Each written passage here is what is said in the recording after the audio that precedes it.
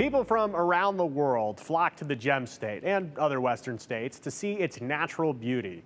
But the land, how it's managed and who controls it, has been a decades-long debate. One thrust back into the national spotlight recently.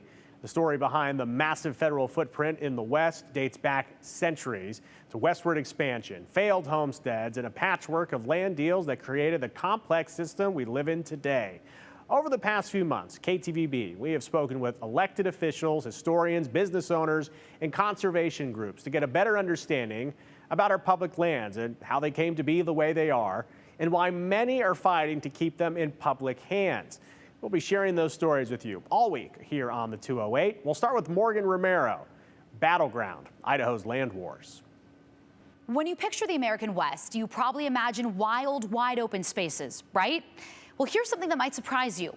About half of all that land is actually owned by the federal government, AKA you, the American people. So how did we end up owning so much of the West? Well, it all goes back to how America grew. Back in the 1800s, we started expanding from the East Coast, buying huge chunks of land, winning territory in wars, taking tribal land by force, and making deals with other countries. The thing is, when we acquired all this Western land, there weren't any states to take ownership. So the federal government had to manage millions and millions of acres. It created an agency called the General Land Office to survey, give away, and sell off these massive territories. I think a lot of people are familiar with the idea of homesteading. So that was a way a lot of lands were disposed of that had been formerly federal. Also grants to railroads, also land grants to states as they entered statehood, withdrawals of lands for military bases, also the creation of national forests and national parks. Those all came then out of what was formerly public lands. Congress passed the Homestead Act in 1862, basically saying, hey, if you want free land, come west, live on it, and farm it. But a lot of Western land wasn't exactly prime real estate. Too dry for farming, too remote, or too mountainous. Many homesteading claims failed when settlers discovered they couldn't make a living. The federal government ended up holding on to land nobody wanted, or nobody could successfully settle.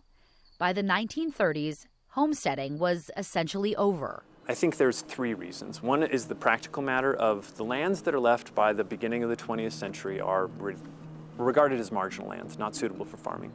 Two is there's this longer history of fraud and abuse and misuse of both land as well as land distribution acts, where people say this is not the idea. You know, we're having thousands, hundreds of thousands, millions of acres being consolidated into private hands and abused, and that's not right.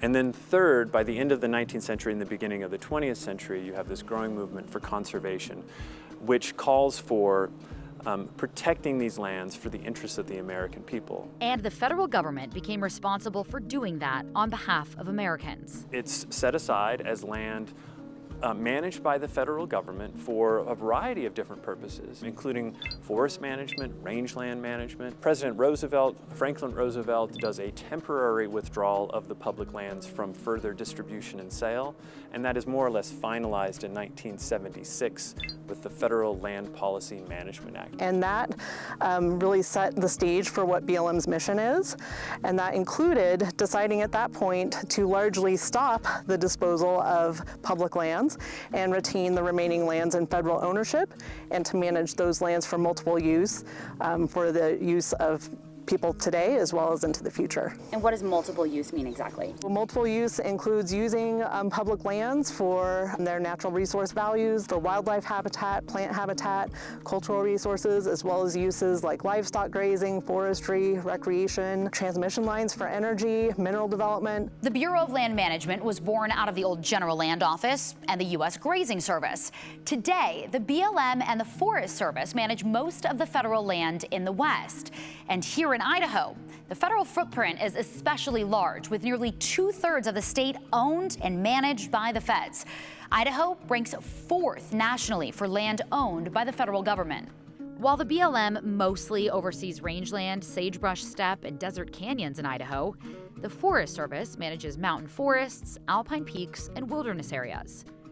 The agency also balances multiple uses. In addition to recreation access and wildlife habitat conservation, it manages timber harvest, protects watersheds and wilderness, and manages wildfires. The National Park Service, Fish and Wildlife Service, Bureau of Reclamation, and Department of Defense oversee hundreds of thousands of acres, but have a much smaller footprint. You might be asking, what about state-owned land? Well, state land isn't public land. Are you ready for another history lesson? When Idaho became a state in 1890, the federal government gave Idaho over 3.5 million acres for institutions like public schools and universities. The federal government gave the state land as a way of providing an ongoing stream of revenue, essentially. Because the state is constitutionally mandated to make the most money it can for these institutions, Idaho started selling and leasing lands in the early 1900s. Land that was given to the state is managed for production, for financial return, and in some of those instances they decide that the way to make the most money is to sell it. Today, the state owns 2.5 million acres of endowment land, just 5% of the state. So over the decades, land was carved up and handed out. Some stayed federal, some went to the new state of Idaho, some went to private hands, all for different reasons, all at different times. The result? Our state looks like a giant checkerboard. Federal forests here, private ranches there, state lands scattered in between. It's a complex legacy of America's westward expansion, one that still shapes how we live, work, and play today. Join us every day this week on the 208 as we explore the history and the debate over state versus federal land management and how that impacts the land we enjoy here in Idaho. And tomorrow, we will have a further look at state land. Is it all public land for all to use?